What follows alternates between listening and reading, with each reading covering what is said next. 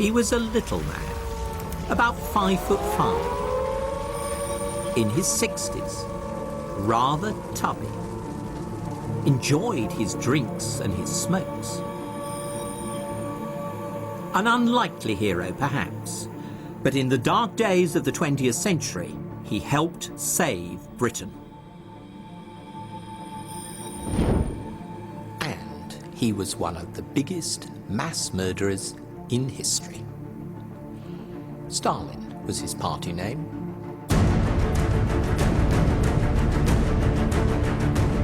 We like to think that Britain's survival in the Second World War was secured by our finest hour in 1940, the Battle of Britain, Churchill's bulldog leadership.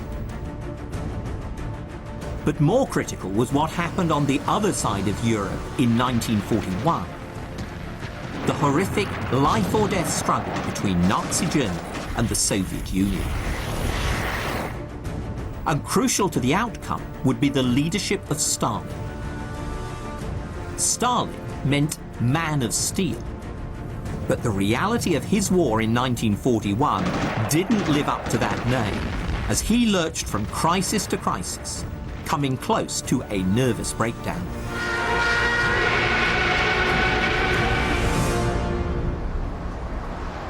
It was touch and go. In 1941, the man of steel blew it. His military bungling cost millions of lives. He nearly lost Moscow and almost let Hitler win the war.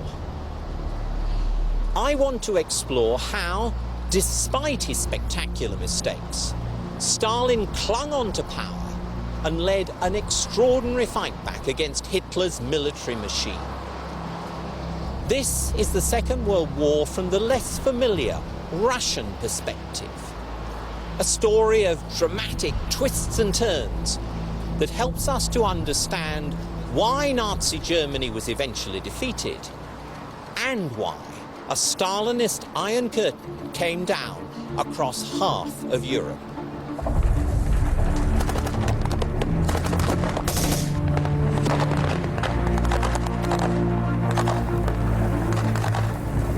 Stalin would be the big winner from World War II. But he had to learn to bend and compromise in order to win.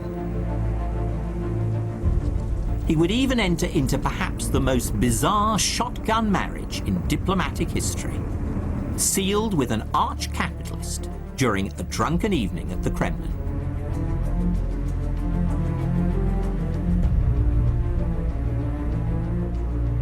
Stalin had a strange, almost seductive charm.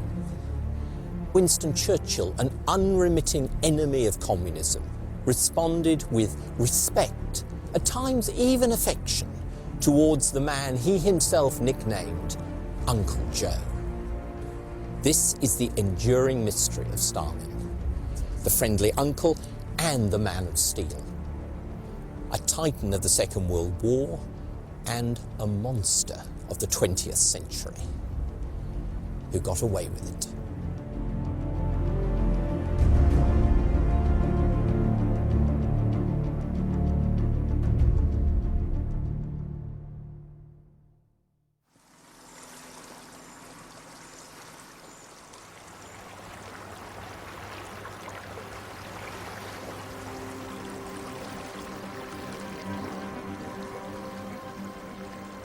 The German invasion of the Soviet Union, Operation Barbarossa, started here on the Bug River, 180 miles east of Warsaw, early on the 22nd of June, 1941. And it began as a walkover.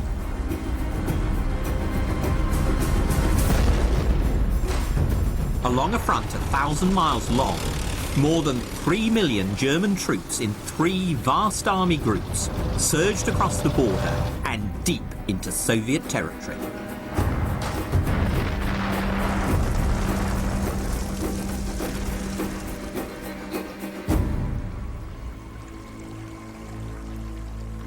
Officially, the Soviet Union called it a surprise attack.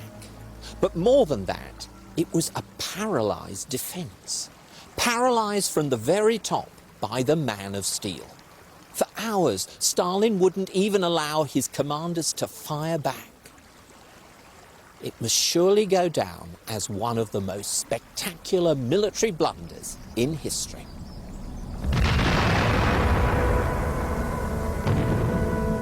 By noon on day one, a quarter of the Red Air Force had been destroyed. Over 1,200 planes, many of them lined up on the ground, uncamouflaged.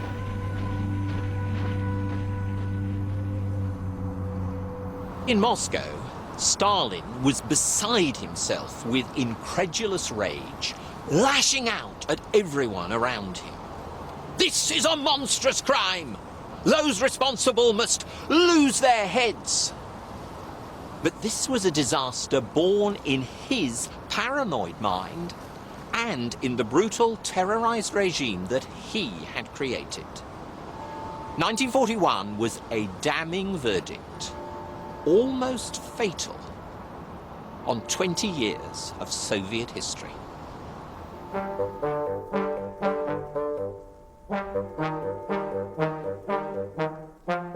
Yosif Vissarionovich Zhugashvili seemed an unlikely leader. Small, with a withered arm and a club foot, his sallow face pockmarked from smallpox. As a child in dirt-poor Georgia, deep in the Caucasus, he was regularly beaten by his shoemaker father.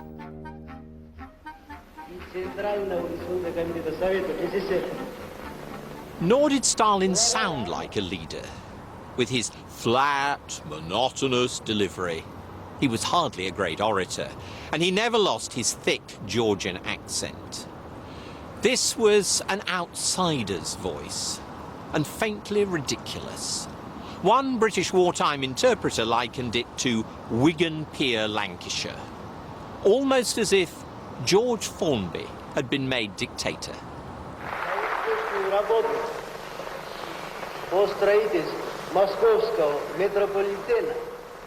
For a job well done in constructing the Moscow Metro, we declare gratitude to the whole underground construction collective of engineers, technicians and workers, both male and female.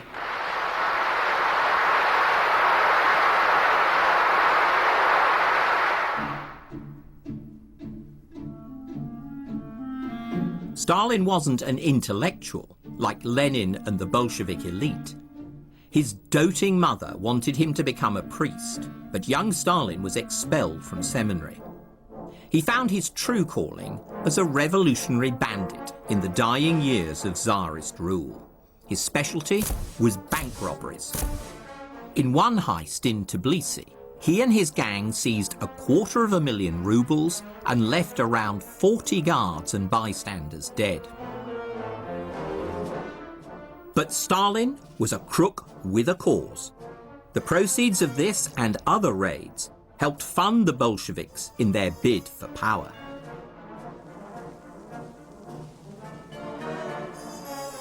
After the revolution in 1917, Stalin concealed his ambitions behind a facade of dull reliability. A backroom boy, not a big hitter. He was made general secretary of the party, sort of keeper of the card indexes.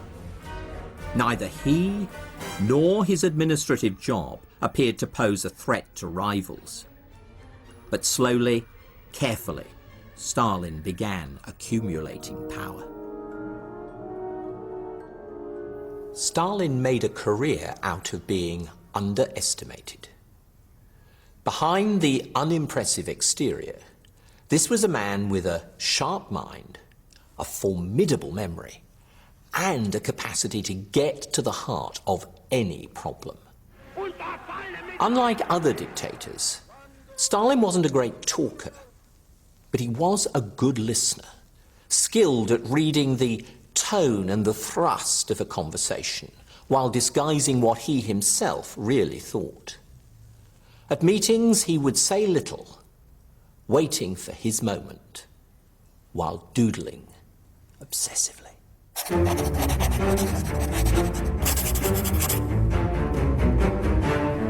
This is one of Stalin's doodles. Hard lines, sharp angles, wolf snouts. A sinister glimpse behind the calm, modest exterior into a mind that was savage, vindictive, often paranoid. Here was a gangster, a street thug, but with a strategic brain and absolutely no respect for human life.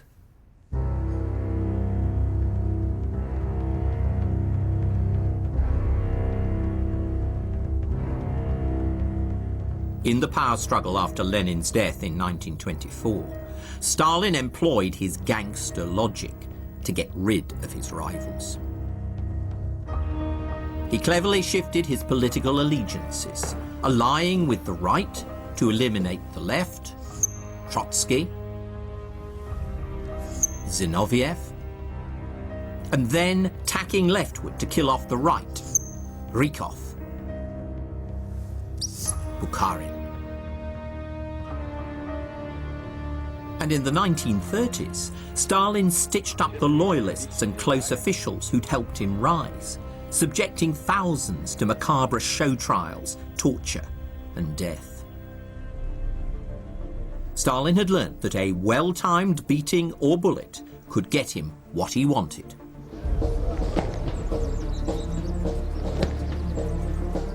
Nowhere was this lesson more brutally applied than in his handling of the army. Stalin was haunted by history. In particular, how Napoleon Bonaparte had exploited the French Revolution to jump from corporal to emperor. Determined to weed out any upstart Bonapartist in his army, Stalin appointed a new class of political commissars to watch over his officers. And he purged hundreds of progressively minded generals, including Mikhail Tukhachevsky, a charismatic early exponent of tank warfare. The confession of treason extracted from Tukhachevsky was handed to Stalin spattered with blood. The Soviet leader was utterly unrepentant. Who's going to remember all this riffraff in 10 or 20 years? No one. Nobody was safe, except Stalin, and he controlled the surviving members of his inner circle through raw fear. Men like his foreign minister, Molotov. Western diplomats called him stone-ass because he was so stubborn, but in private, Molotov was totally under Stalin's thumb. When Stalin had his Jewish wife Polina thrown in jail, Molotov joined the rest of the Politburo in voting for her imprisonment. Stalin's oldest buddy was Voroshilov, a former metal worker who liked dressing up in military uniforms. Good company over a few drinks, but really rather thick, and no threat. Beria was head of Stalin's secret police. He liked to keep his hand in by doing some of the torture himself using a truncheon. Then he relaxed by listening to records of Rachmaninoff or raping young women. But Stalin liked Beria because he was a coward who never challenged the boss.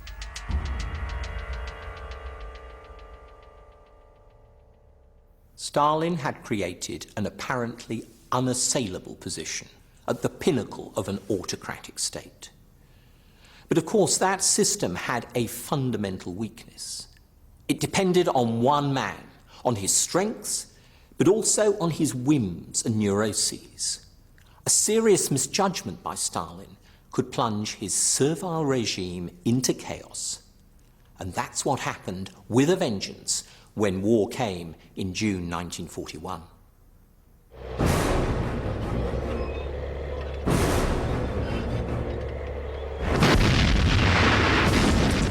By June the 26th, 1941, just 4 days after Barbarossa began, 400,000 more Soviet soldiers were trapped as the Nazi pincers closed around Minsk a key stronghold on the route to Moscow.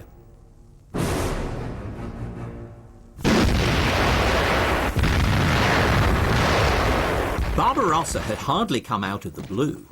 Stalin, like everyone else, knew all about Hitler's demands for Lebensraum, living space for Germany in Russia. Vor uns liegt Deutschland, in uns marschiert Deutschland und hinter uns kommt Deutschland. Stalin gambled on a deal with Hitler. In August 1939, he signed a pact with Germany that would carve up Eastern Europe. Stalin got half of Poland and the Baltic states of Estonia, Latvia and Lithuania. He now expected Hitler to fight a long war for Western Europe against Britain and France. Da, der Engländer ist getroffen. But then Germany sliced through France in a month in 1940. Only Britain held out.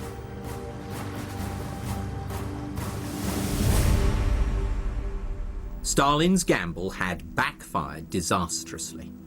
Victory in the West in 1940 left Hitler free to go east for living space in 1941. And now Stalin made another colossal error of judgment.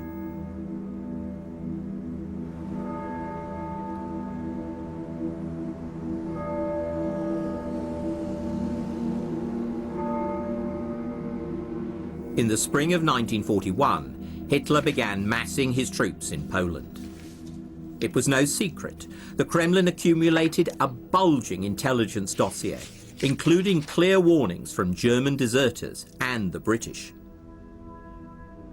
But Stalin, always suspicious about the capitalist West, assumed that much of the intelligence had been fabricated by Britain with the aim of dragging him into its war with Hitler. Stalin refused to go onto a war footing, telling his generals, "Germany is busy up to her ears with the war in the West, and I'm certain that Hitler will not risk a second front by attacking the Soviet Union. Hitler is not such an idiot." Stalin didn't grasp that Hitler was intoxicated by a megalomaniac vision. He assumed that the Führer would act like he did, on hard-boiled calculations of national self-interest. This was Stalin's fundamental mistake.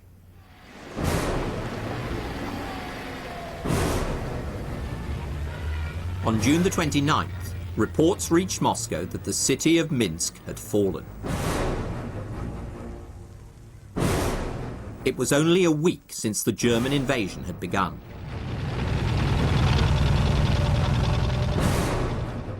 At this rate, the Germans expected to be in Moscow within a month.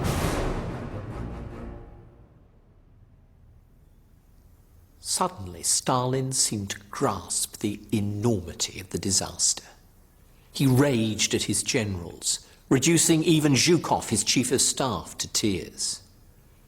But then Stalin crumpled. "Everything's lost," he groaned. "I give up. Lenin founded our state, and we've screwed it up."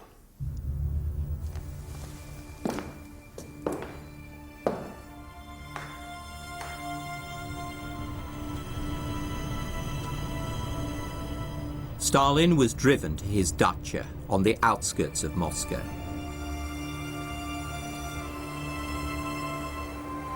There, he slumped in shock.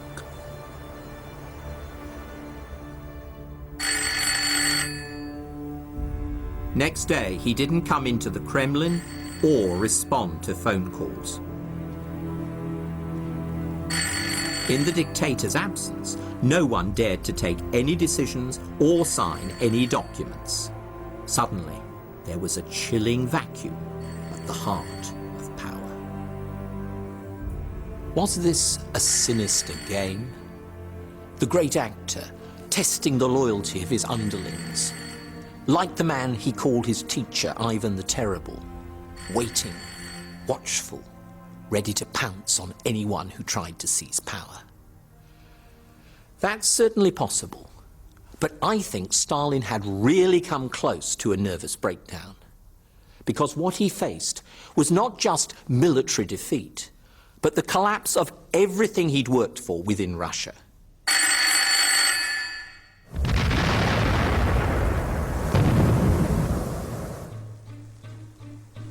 Stalin had revolutionized his country even more profoundly than Lenin. In the late 1920s, he embarked on a frenzied campaign of modernization.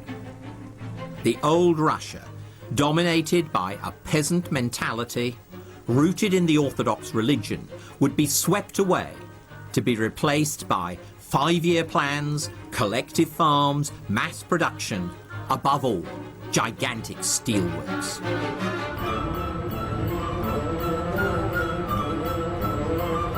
It was a steel crusade for the man of steel. Stalin was determined that his communist state must match up to the capitalist West. It was, he claimed, a matter of life or death. We are 50 or 100 years behind the advanced countries. We must make good this distance in 10 years. Either we do so, or we shall go under.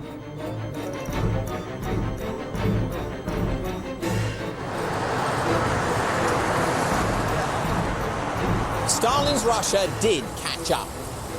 During the 1930s, iron and steel output increased fourfold. A country that produced only 700 trucks in 1928 churned out more than 180,000 in 1938. Stalin's second revolution dragged Russia into the 20th century. But it couldn't have been accomplished without the utter ruthlessness that was his trademark.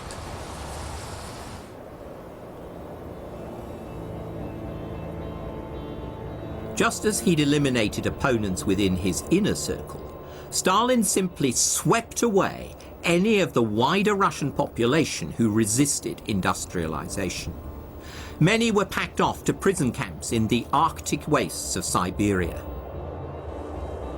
This was the notorious Gulag, where nearly 2 million Soviet citizens were incarcerated in 1941.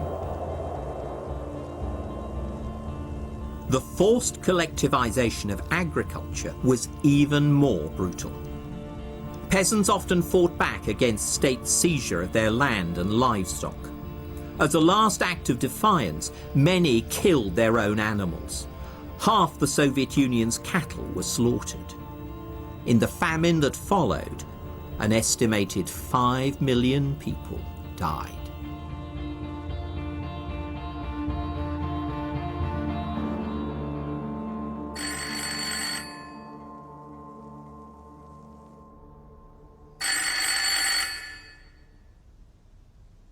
This was Stalin's revolution, its triumph and its tragedy. Now it was all falling apart, and Stalin must have known that it was largely his fault.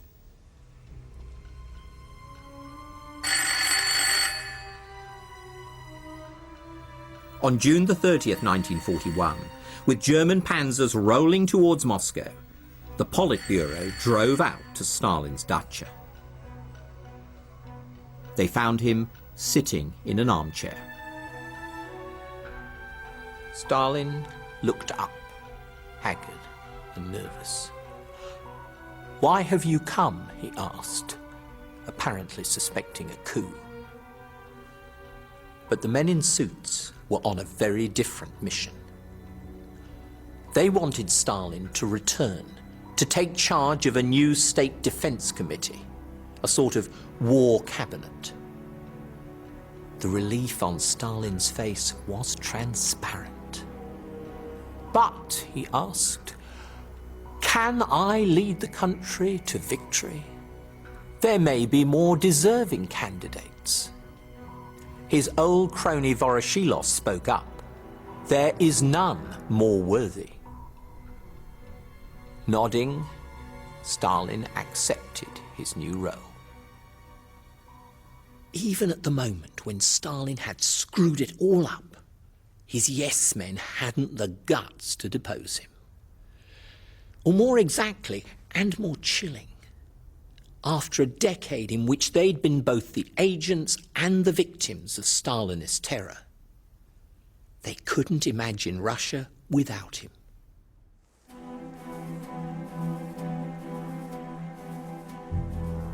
Now Stalin began to regain his nerve. His prime task was to steady the country, dispelling the swirl of rumour and panic. One old man in a Moscow street complained, "Why hasn't anyone spoken to us on the radio? They should say something, good or bad, but we are completely in a fog." On July the 3rd, Stalin finally broke his silence with a speech relayed across the country through loudspeakers in factories and streets. Hitler's troops have succeeded in capturing Lithuania, the western part of Byelorussia, part of western Ukraine. A grave danger hangs over our country. Stalin's delivery was as flat and toneless as ever. His Georgian accent still grated. But what he actually said was astounding. He frankly admitted that most of the Western Soviet Union had been lost. He even addressed his people not just as comrades, but as brothers and sisters and dear friends. From the depths of the crisis, Stalin was attempting to build a new relationship with his people. But behind the soft soap was the old iron fist. Stalin intended to terrorize his army into fighting. He issued an order, dryly known as Number 270. Those falling into encirclement are to fight to the last.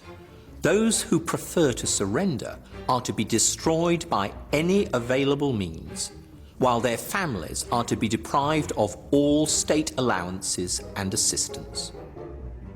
This savage order was Stalin's handiwork, but he got his henchmen, including Molotov and Voroshilov, to add their names at the bottom.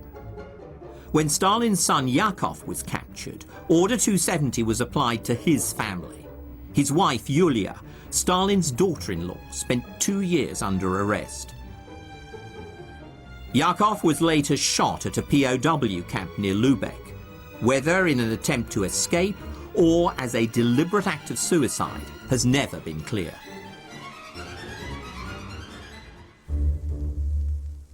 But flogging his own people was not enough. Russia couldn't survive the German onslaught alone.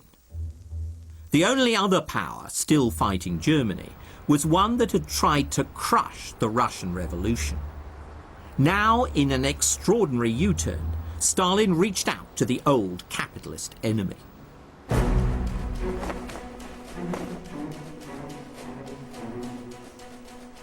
Equally amazing, Britain's Prime Minister, a notorious red basher, was ready to meet Stalin halfway. I see the Russian soldiers guarding the fields which their fathers have tilled from time immemorial. I see advancing upon all this in hideous onslaught the Nazi war machine with its clanking, heel-clicking, dandified Prussian officers. It seemed as if Winston Churchill was going back on everything he'd been saying in the last 20 years.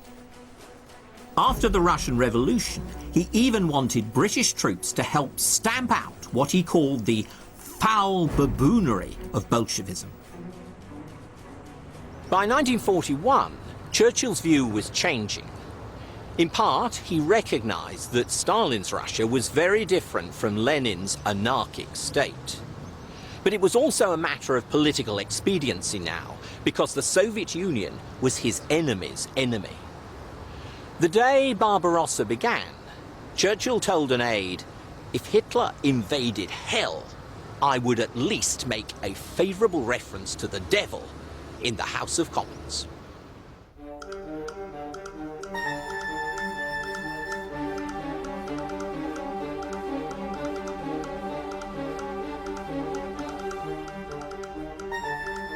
In telegrams to Stalin, Churchill promised tanks, planes and food. But privately, the British didn't think the Russians would last a month against the army that had smashed France. Then Hitler would turn back on Britain. His invasion of Russia is no more than a prelude to an attempted invasion of the British Isles. He hopes, no doubt, that all this may be accomplished before the winter comes. Today, we assume that the Battle of Britain had been decided in 1940. But that wasn't how Churchill saw things in 1941. Just 3 days into the German assault on Russia, he ordered that Britain's defences must be at concert pitch for invasion from September the 1st.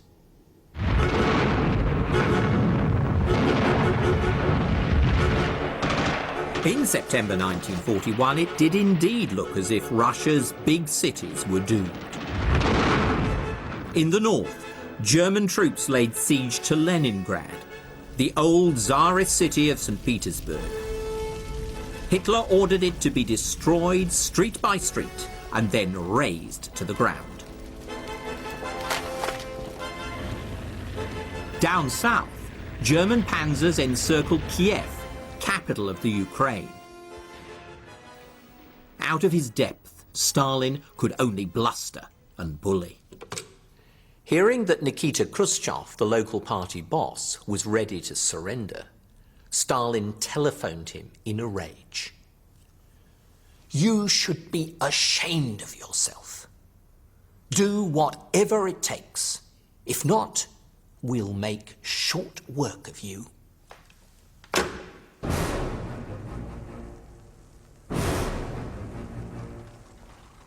Stalin rejected any retreat at Kiev, thereby condemning over 600,000 Soviet troops to German prisoner of war camps. For most, that meant certain death.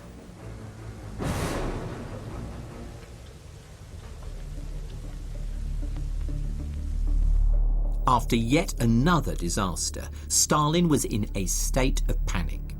He now sent Churchill an anguished appeal, written in his own hand, urging Britain to mount a second front against Hitler, a landing by some 30 divisions, several 100,000 troops, in the Balkans or France before the end of the year. But this was pure fantasy. Churchill didn't have 30 usable divisions in the whole British army. With no help in sight, Stalin now faced the ultimate threat from Hitler, who targeted Moscow itself in an offensive codenamed Operation Typhoon. The name proved apt because the Germans simply blew away the Red Army.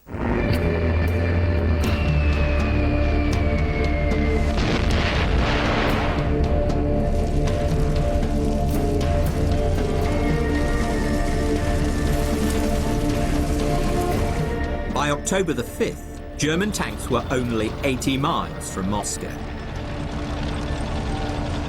Stalin placed veteran General Georgy Zhukov in charge of the defense of the Soviet capital, with one of his highly motivational pep talks. If Moscow falls, heads will roll.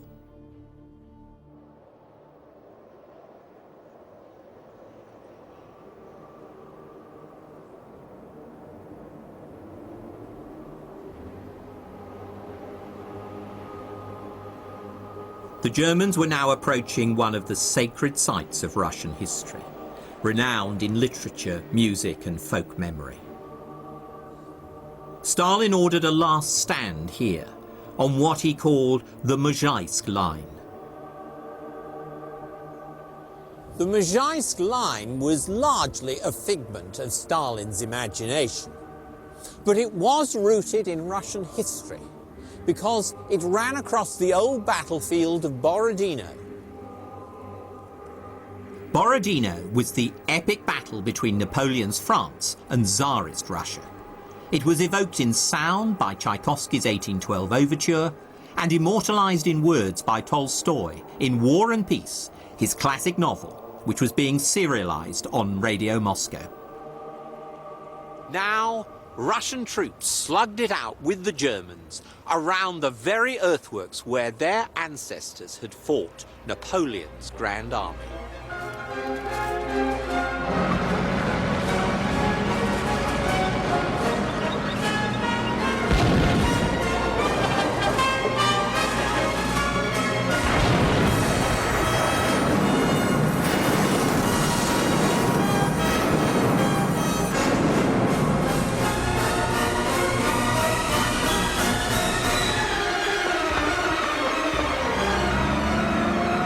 Yet whatever Stalin's wishful thinking, the Russians were driven from the field of Borodino, as in 1812, back towards the western outskirts of Moscow.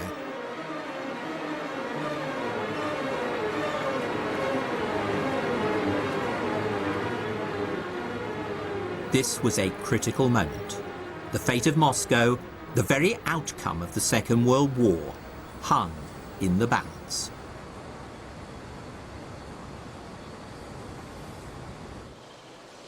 Now Stalin wrestled with the same terrible question faced in 1812 by the Tsar's Marshal Mikhail Kutuzov, whether to fight for Moscow or abandon the city.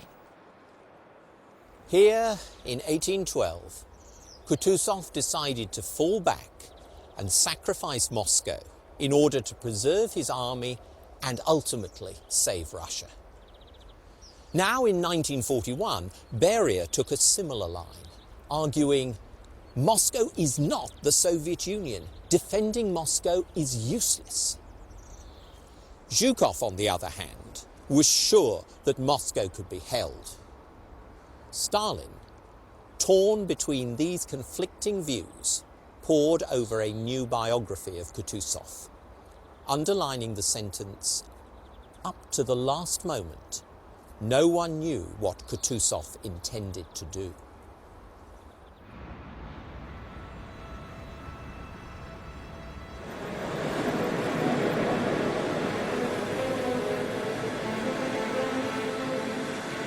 While Stalin dithered, his staff packed his belongings and made ready a special train.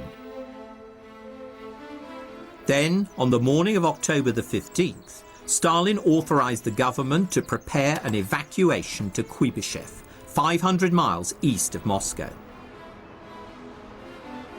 According to the minutes from the meeting, Comrade Stalin himself will be evacuated tomorrow or later, depending on the situation. Even at this, its most desperate moment, Stalin's regime kept up its calculated yet gratuitous cruelty. As the Soviet bureaucracy geared up to go, the jails were cleared out. One victim was part of Stalin's inner circle, Bronya, the wife of Alexander Poskrovyshev, Stalin's secretary, the bald little gatekeeper of the Kremlin office. Bronya had been imprisoned on trumped-up charges of treason. Poskrovyshev was distraught, but Stalin did nothing to help. Don't worry, he said sweetly. We'll find you another wife.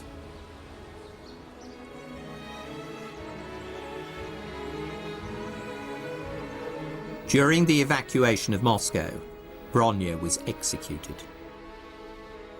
Choking back his grief, Poskrovyshev kept on working for Stalin round the clock. One death is a tragedy, a million deaths are a statistic.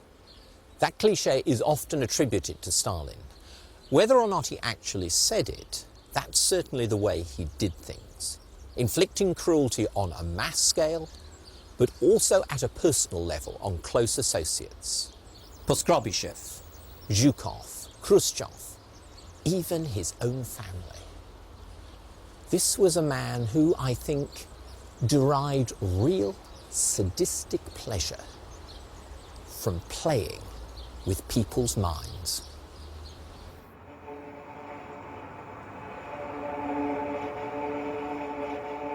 Stalin's own mind about evacuation was still undecided.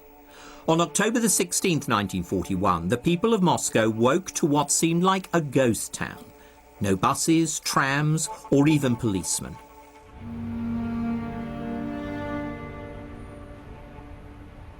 Across the city, grey snowflakes were falling, ashes from the burning of millions of official papers, even party cards.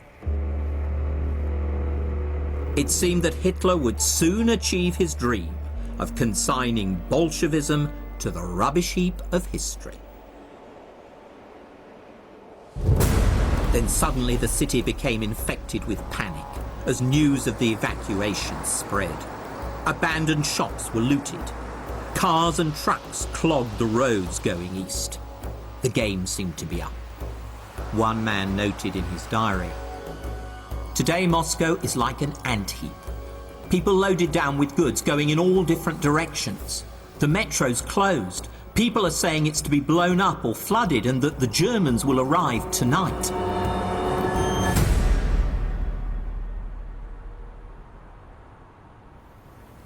At an outlying railway siding, Stalin's train was ready. According to one of his aides, the Soviet leader paced up and down in his tattered greatcoat, weaving in and out of the steam, still pondering. Then he told his staff, "No evacuation. We stay here until victory." The evacuation order was revoked. Hundreds of looters were shot, and the capital was placed under martial law. No one can really judge what tipped Stalin's decision. Certainly he and Zhukov knew that fresh troops were being rushed west from Siberia. But I think that Stalin's ego and sense of history also played a part. The outsider, the cobbler's son from faraway Georgia, thought that he could outdo Kutuzov, one of the heroes of the Russian past. He would save Russia and save Moscow as well. Stalin had now finally taken a grip on the crisis and on himself. His decision to stay in Moscow and quell the panic was a critical turning point of World War II. Despite appearances, all was not going Hitler's way. Hitler had assumed that what he considered to be the Jew-ridden Bolshevik regime would quickly collapse. "You have only to kick in the door," he said, "and the whole rotten structure will come crashing down." But when Hitler did kick in the door, the Soviet Union, though tottering, did not fall. And the Russian people, whom in racist contempt he dubbed the Slavic rabbit family, bit back.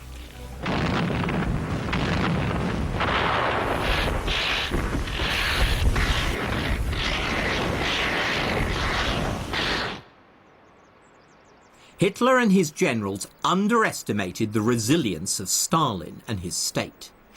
Even more, they underestimated the tenacity of the Russian people.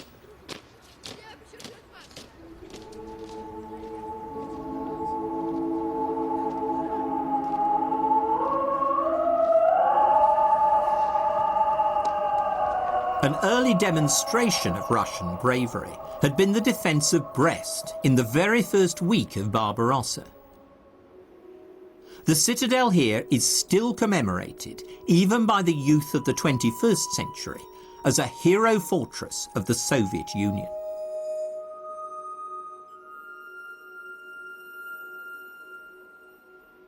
The Germans expected to capture it on day one of Barbarossa.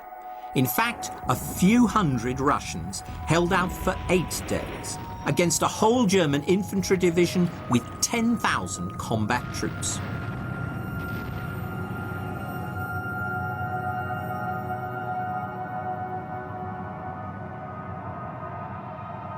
The Russians battled on in appalling conditions, with virtually no water. The Germans tried everything: tanks, shells, bombing. Eventually they had to winkle out the defenders room by room. One Russian soldier, Georgy Karbuk, recalled, "The Germans deployed flamethrowers. They simply poked the nozzles into cellar windows and burnt everything. Even the bricks melted. Others threw grenades into cellars where families were hiding."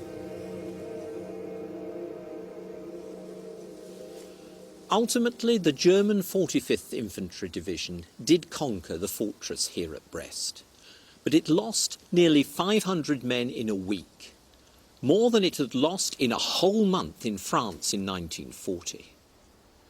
For the German army, as well as the Russian people, Brest was a foretaste of horrors to come.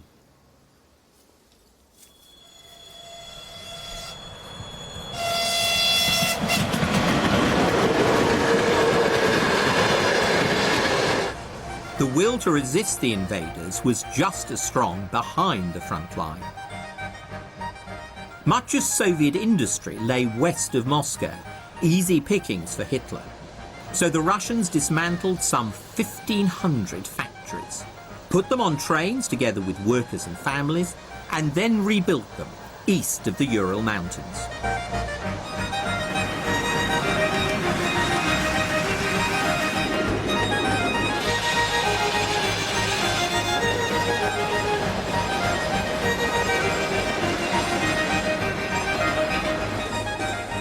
The scale was incredible. Over 1 million railway wagons were needed. Placed end to end, it was estimated, they would have stretched right across the country, from Poland to the Pacific.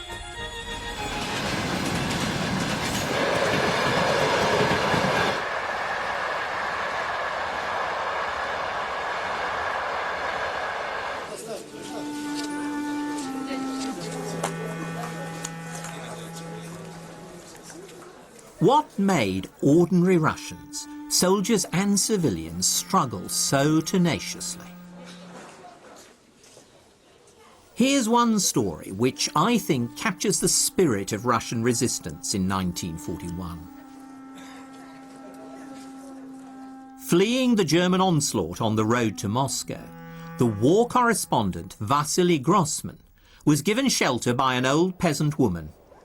She used up her tiny stock of supplies, welcoming him with a good meal and a roaring fire, all the while singing songs. She told Grossman of her son fighting at the front and of her nightmares. "The devil came to me last night and sank his claws into my hand. I started to pray, but the devil took no notice. So I told him to fuck off. And then he did disappear." Grossman was very struck by this typically Russian mix of generosity and bloody-mindedness. If we do win in this terrible, cruel war, it will be because there are such noble hearts in our nation.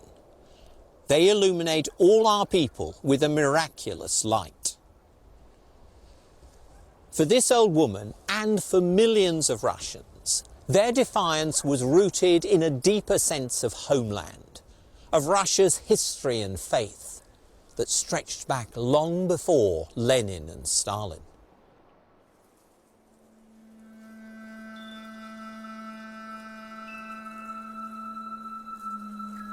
One popular wartime poem tapped into this mood, imagining the ghosts of the old religious Russia coming to the aid of Stalin's godless communists. It was as if, at the graves in each Russian village, guarding the living with the sign of the cross, our ancestors were gathering to pray for their grandsons who no longer believe in a god.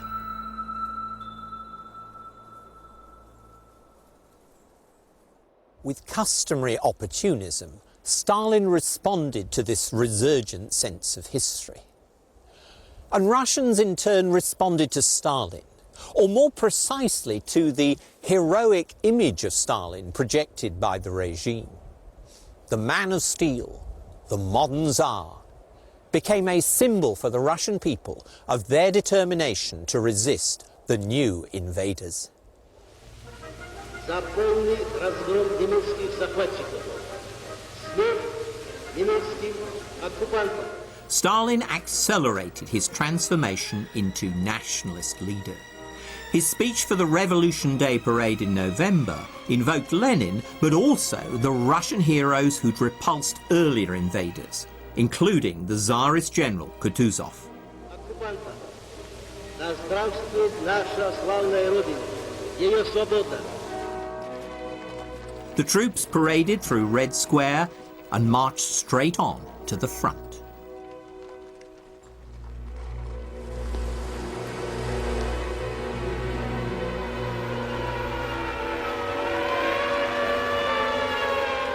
Moscow was now under almost nightly attack from the Luftwaffe.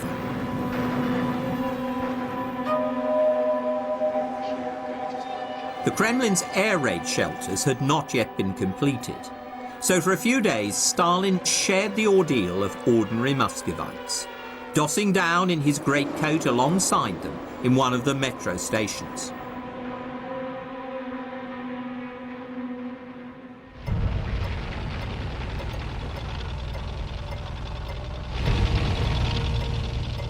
By December the 2nd, 1941, German advance units were only a dozen miles from the Kremlin. Its domes and spires glinted in the pale sun. One German medical officer reached a tram stop on the road into the city. There was an old wooden bin attached to the wall. I felt inside and dragged out a handful of old tram tickets. We picked out the Cyrillic letters, which by now we knew spelt Moskva. But there was to be no easy ride into Moscow for those German soldiers. This vast replica of a tank trap marks the end of the line for them. The point where Barbarossa, once molten fire, literally froze up.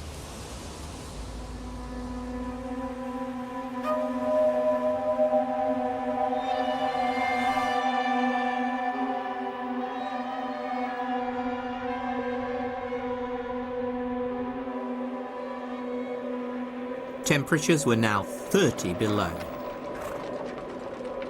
Tank and plane engines had to be heated for hours before they could be started. Many German soldiers lacked winter clothing, even proper gloves, victims of Hitler's hubris about a quick victory. Seizing their chance, Stalin and Zhukov now planned a dramatic counterattack.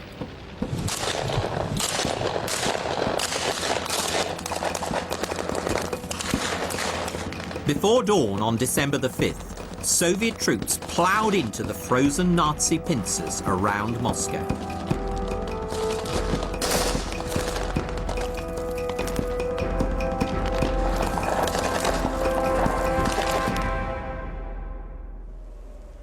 Although the Germans weren't routed, they were driven back 100 miles. At last for the Russians, after 6 months of defeat, a first victory. But could they keep it up?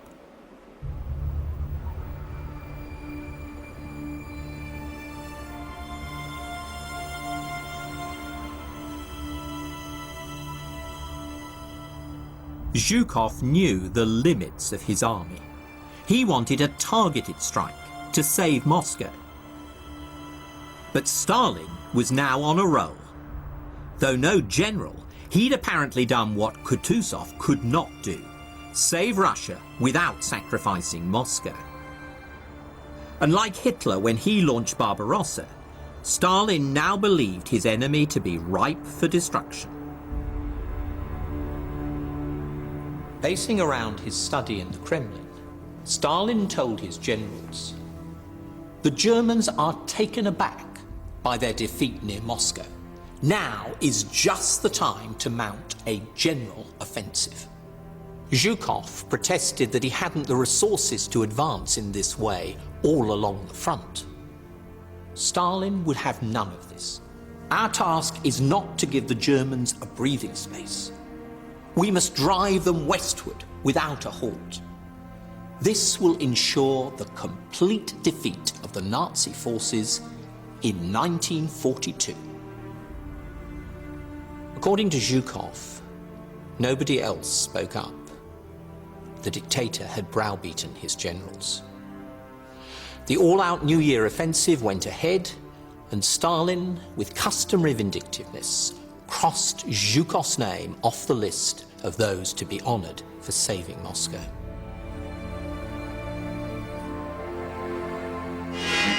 Along the whole front, the great Russian counter-offensive, which Stalin personally worked out in every detail, springs to life.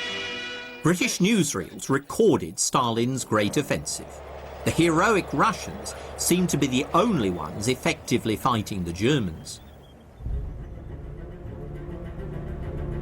Britain was still on the back foot. And America, though at last in the war, was in disarray after Japan's surprise attack at Pearl Harbor. Yet in early 1942, Stalin was sniffing victory. And, like Hitler, it went to his head.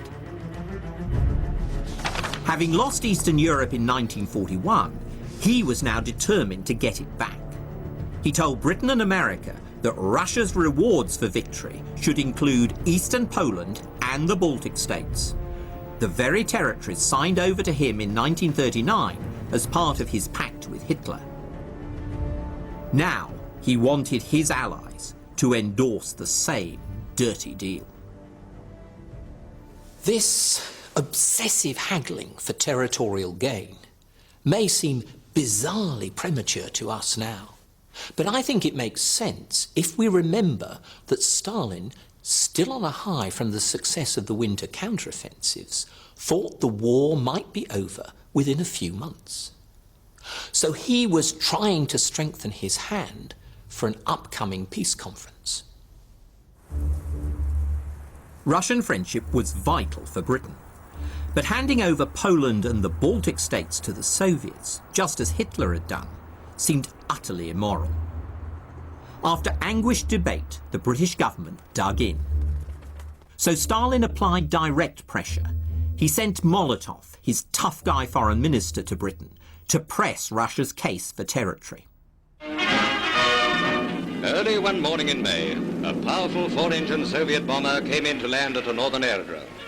Out of it stepped the Soviet People's Commissar for Foreign Affairs, Monsieur Molotov, clad in heavy fur-lined flying kit. In front of the newsreel cameras, it was all smiles. But behind the scenes, Molotov did not prove an easy guest.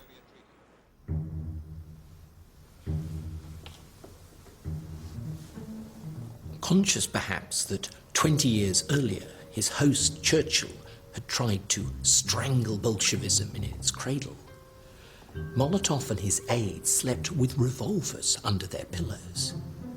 Their rooms were also guarded round the clock by grim Russian matriarchs dressed in black.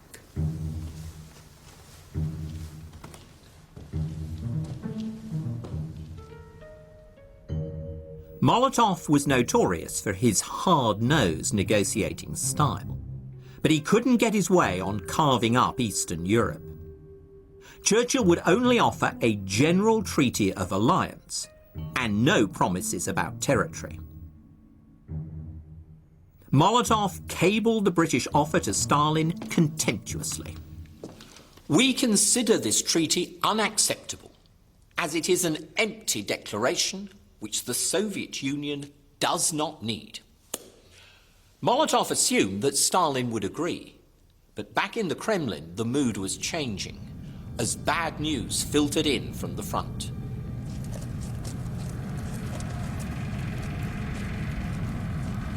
Buoyed up by overconfidence, and once again riding roughshod over generals like Zhukov, in May 1942 Stalin had ordered a reckless new assault to recapture Kharkov, second city of the Ukraine.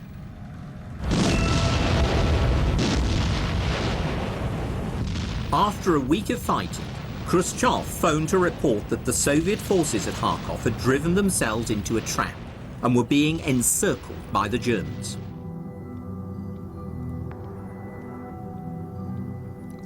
Stalin refused even to take the call, put down the phone, as if he knows what he's talking about.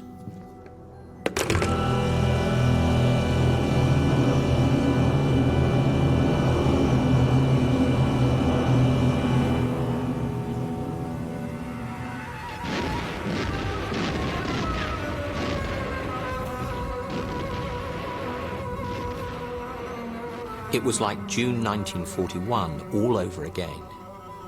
Only after 250,000 men were captured and 1,200 tanks written off did Stalin face the facts. With his regime on the ropes once more, Stalin called off the offensive and rethought the priorities of his diplomacy.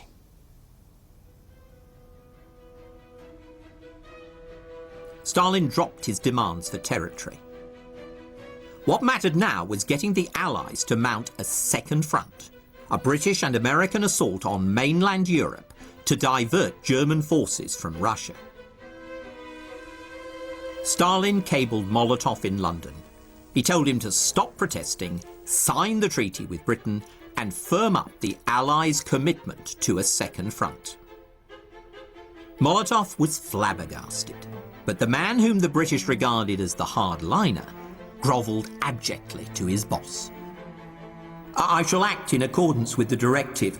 I believe the new draft treaty can have positive value. I failed to appreciate it at once. At the Foreign Office, the Grand Alliance was entered into as signatures were appended to the document by the representatives of the high contracting parties. Full understanding was also reached with regard to the creating this year of a second front in Europe.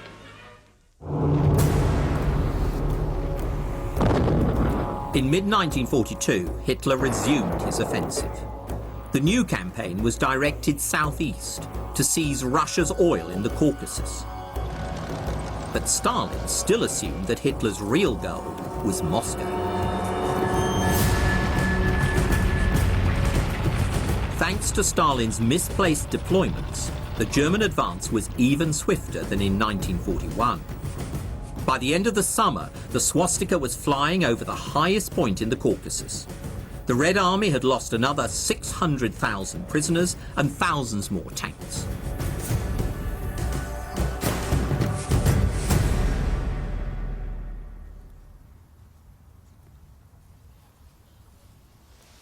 The pattern was the same as 1941. Armoured pincers and mass encirclements, rants from Stalin about not one step back, and new orders for blocking units to shoot those trying to flee. In July 1942, with the Red Army collapsing, Stalin was once again desperate for help.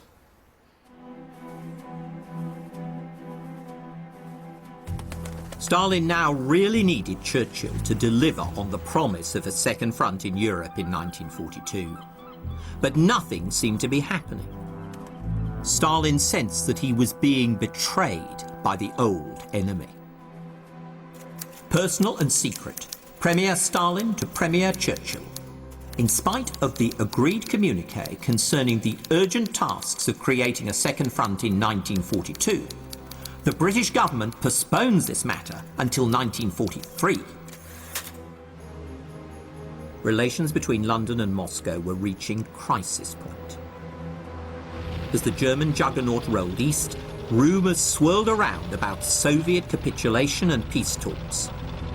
A new Nazi-Soviet pact would be a disaster for Britain. For the British, Stalin's military blunders opened up a terrifying scenario. Churchill's chief of staff, Alan Brooke, noted in his diary, "While we are talking, the Germans are walking through the Caucasus. Our defences in Iraq and Persia are lamentably weak." If the Germans smashed through the Caucasus to Iraq and Persia, they would grab most of Britain's oil. Neutral Turkey would probably throw in its lot with Hitler. perhaps even allowing a link-up with Rommel's army in Egypt, now steamrolling towards the Suez Canal. The Germans might even join forces with the Japanese to threaten India from the west as well as the east. Nightmares perhaps, but all too real and vivid at the time. In 1941, Russia's collapse threatened to expose the British Isles to the Nazi war machine. In 1942, the whole British Empire seemed at stake because of Stalin's military bungling. While Stalin felt betrayed by Churchill over the promise of a second front, Churchill doubted Stalin's ability to hold out against Hitler. Without trust, the alliance was doomed. Churchill felt that he and Stalin had to meet face to face.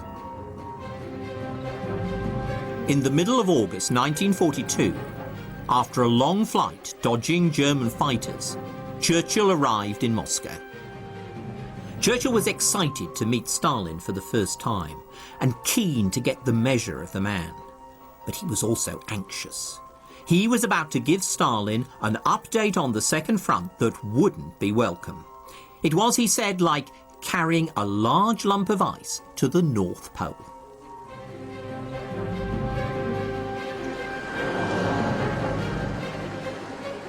At 7 that evening, Churchill was ushered into Stalin's office. First impressions were not flattering.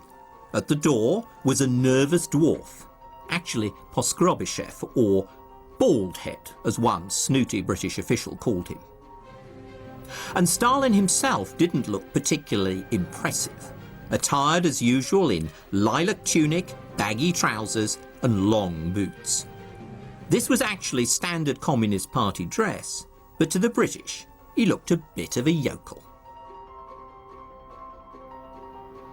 For Stalin, a gangster from the Caucasus, used to manipulating cronies and underlings, having to negotiate with a grandee from the West, face to face and on equal terms, was a new experience. A first test, if you like, of his ability to play in the Premier League of international diplomacy.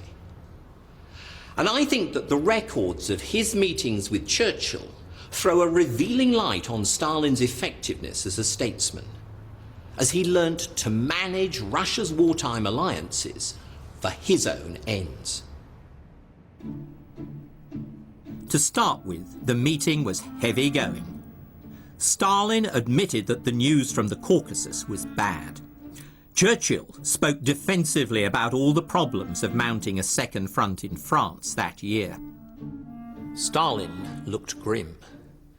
What about a smaller operation, he asked, like recapturing the Channel Islands? Churchill said it would be a waste of seed corn for the real harvest, which would come in 1943. Stalin, who was used to wasting tons of seed corn, replied testily, "A man who isn't prepared to take risks cannot win a war." But then Churchill revealed that he and the American president, Franklin Roosevelt, had a top-secret plan which would be every bit as good as a second front offensive against mainland Europe. He drew a sketch of a crocodile. Northern France, he said, was Hitler's hard snout, but the Mediterranean was his soft belly. Churchill promised that in the autumn, British and American troops would land in Morocco and Algeria. If North Africa was won in 1942, he said, we will launch a deadly attack on Hitler next year. Stalin was now fully engaged. He asked a lot of questions. The meeting broke up after 3.5 hours. The British Prime Minister was driven back to the dacha he had been assigned. Churchill was jubilant. My strategy was sound, he crowed. First, he'd given Stalin the bad news. Then he'd offered glad tidings. Stalin, he said, ended enthusiastic, in a glow. Churchill declared that Stalin was just a peasant whom he knew exactly how to handle. Too late, Churchill was warned that the room had probably been bugged, and that his comments might well be passed on to Stalin.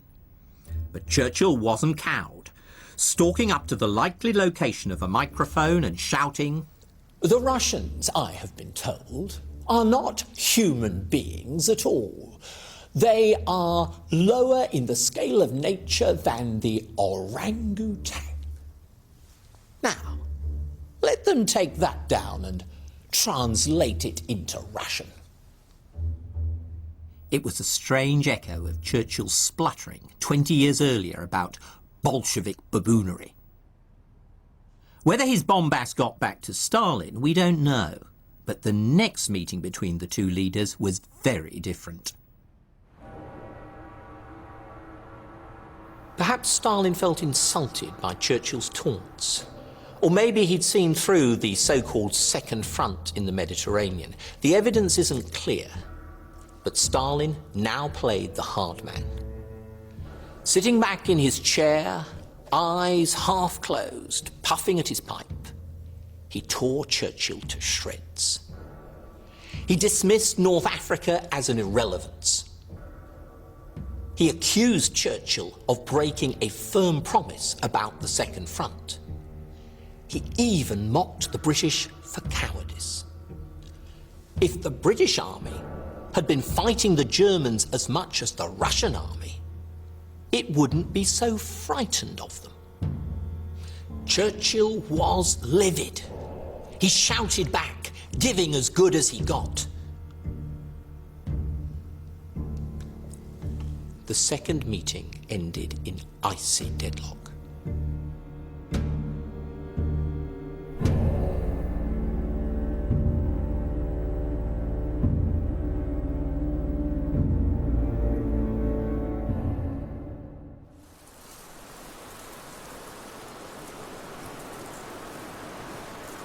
Next day at the Dacha, Churchill fumed in the garden, safely out of range of the bugs. That man has insulted me. From now on, he will have to fight his battles alone.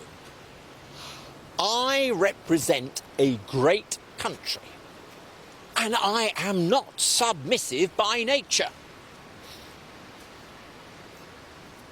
This was no longer a policy dispute, a row about the Second Front. It was a clash of cultures between two proud men representing two proud nations. Each desperately needed the other, but there was a limit to how far either of them would bend. Unlike Stalin, Churchill wasn't surrounded by lackeys. The British ambassador, Sir Archibald Clark Carr, talked back at Churchill hard. In a letter later, he recalled how he asked Churchill bluntly whether he intended to flounce off home. All because you are offended. Offended by a peasant who didn't know any better. You are an aristocrat. They are rough and inexperienced, straight from the plough and the lathe. Don't let your pride blur your judgment. Noblesse oblige. That was the message. Clark Carr urged Churchill to unbend and ask Stalin for another talk. But would Stalin unbend as well? In fact, for Stalin, the ground was also shifting. He had just learnt that the Germans had routed Soviet troops on the Don River. Stalingrad, the great industrial city named after the Man of Steel himself, was now in Hitler's sights.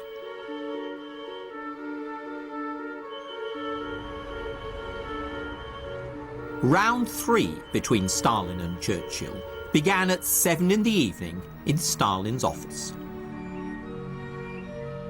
The two leaders had a polite and businesslike final discussion about various aspects of the war. But as Churchill got up to say goodbye, Stalin became Mr. Nice Guy all of a sudden. Why don't you come back to my apartment in the Kremlin and have a little drink?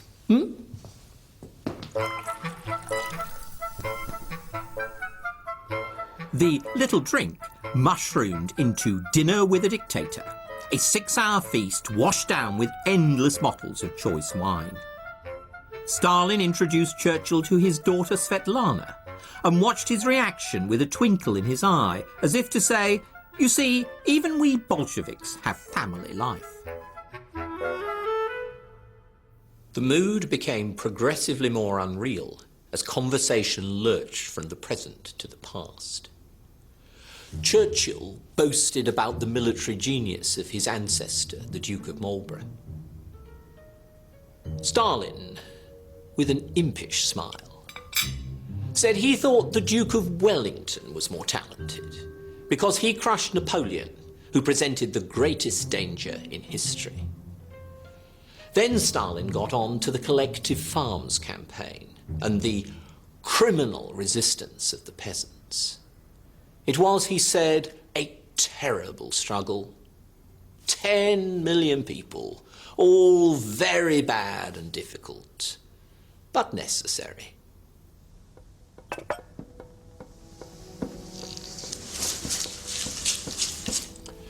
He hacked at a pig's head, picking at the flesh with his fingers. Churchill had a vivid image of millions of men and women being blotted out forever. But he held his tongue. With the World War going on all around us, it seemed vain to moralize aloud.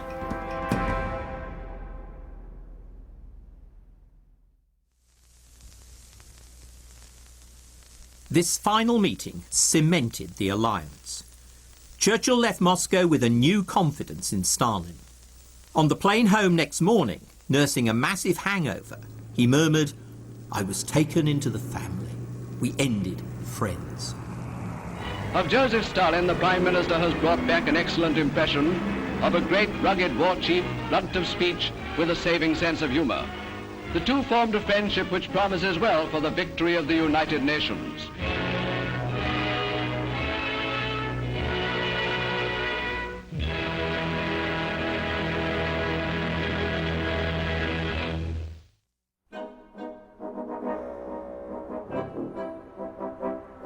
In the course of the war, Churchill's view of the Soviet Union and the threat of what he called Russian barbarism would yo-yo up and down. But he retained his faith that Stalin was a man with whom he could do business.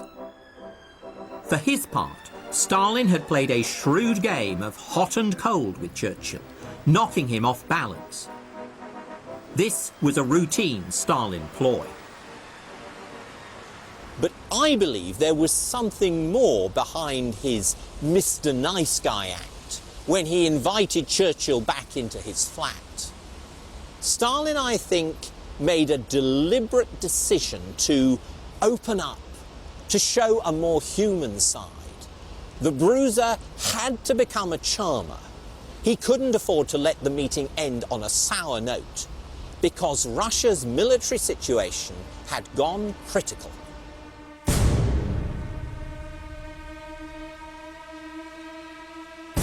The Caucasus and Russian oil fields now seemed within Hitler's grasp. The decisive battle would be in the cauldron of Stalingrad, where 2 million Soviet and German troops became locked in a struggle to the death.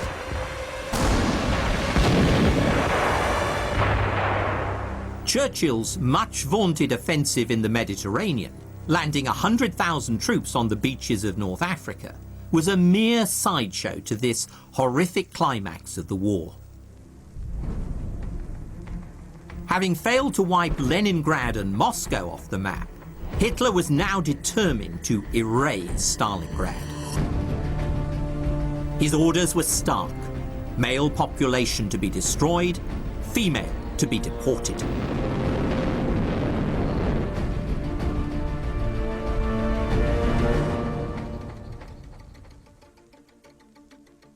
Hitler was becoming ever more the control freak as supreme commander.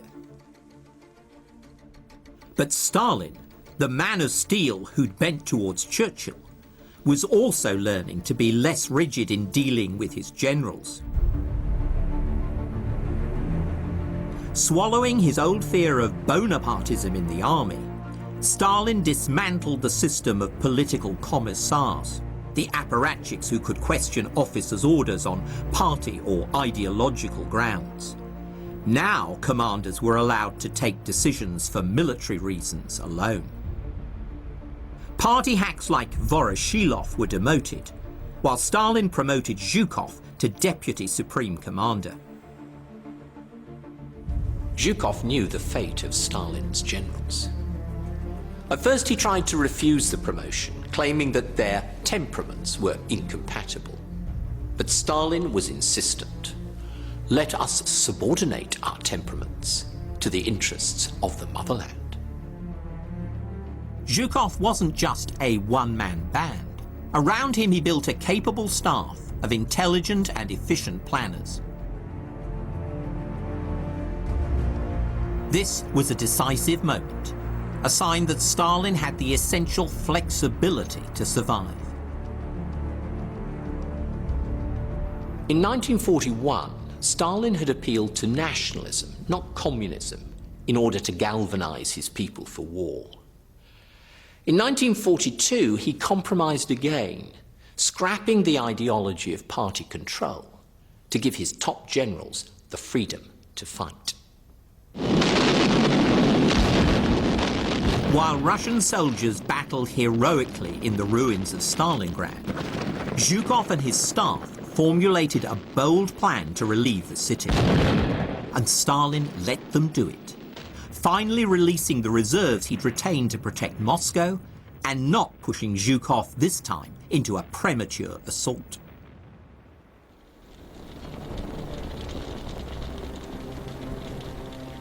In November 1942, the pincers closed again, but they were Russian pincers, slicing through weak divisions that guarded the rear of Hitler's army in Stalingrad. It was the Germans who were now encircled.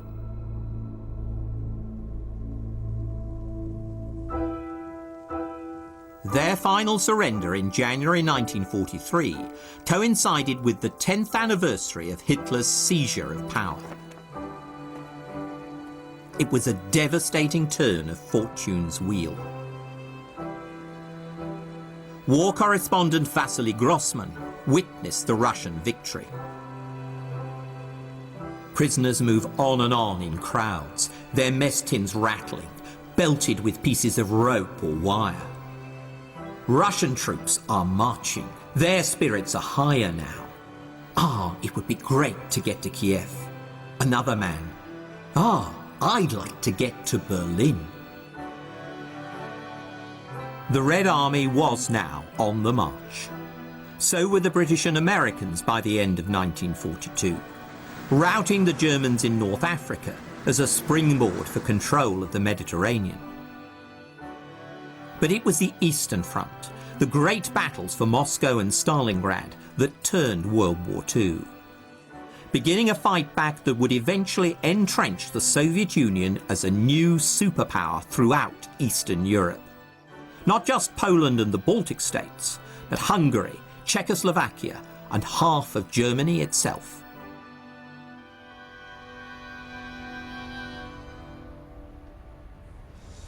The Second World War was a struggle to defeat Hitler's genocidal imperialism.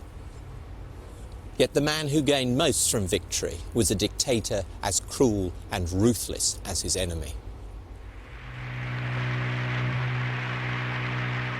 The difference between victory and defeat was in large part that Stalin eventually learned from the mistakes that had cost millions of Russian lives, whereas setbacks only made Hitler more unyielding in his fantasies.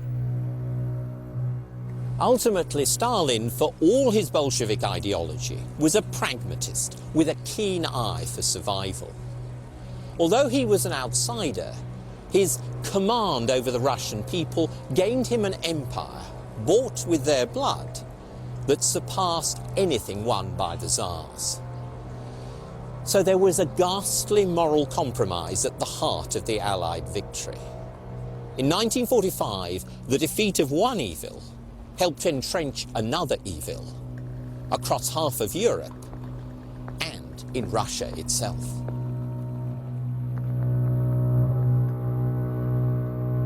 Having learnt to loosen up his regime to win victory, after the war, Stalin tightened his grip once again, reverting to terror. He put his generals back in their place, demoting the war hero Zhukov on charges of corruption. And he clamped down on his people with renewed censorship and another purge of the party. In the 1950s, Vasily Grossman pondered the cost of victory, reflecting on how the heroism of the war had saved Russia, while also saving Stalin and shoring up the Stalinist system. His epic novel, Life and Fate, was modelled on Tolstoy's War and Peace. At the fulcrum of his book, Grossman evokes Stalin waiting anxiously for the start of Zhukov's vital counteroffensive around Stalingrad. The passage is pure fiction, but also, I think, sublime poetic truth.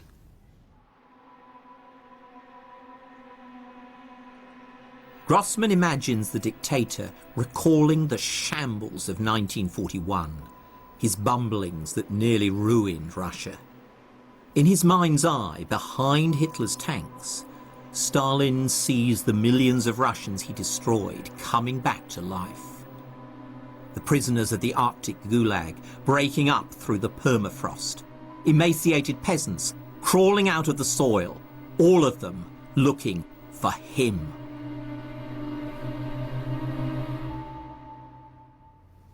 Then Zhukov's pincers close.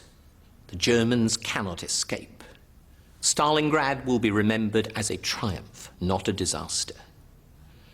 Grossman now imagines Stalin's devoted secretary, bald little Poskrobyshev, whose wife was one of Stalin's victims, watching silent and motionless as his boss sits back, drinking in the wonderful news.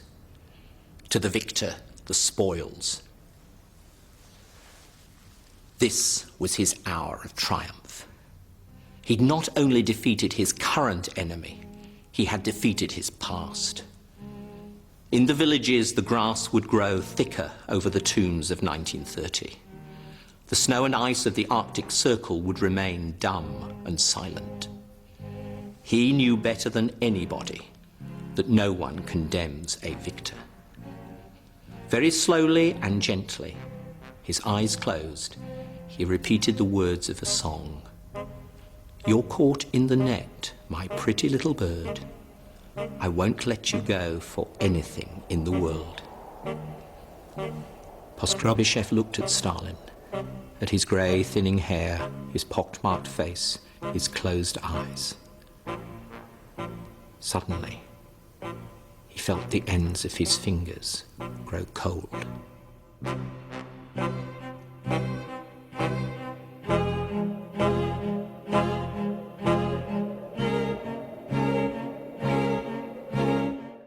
Stay with us tonight as we head off to the USA for a trip to the extraordinary Yellowstone.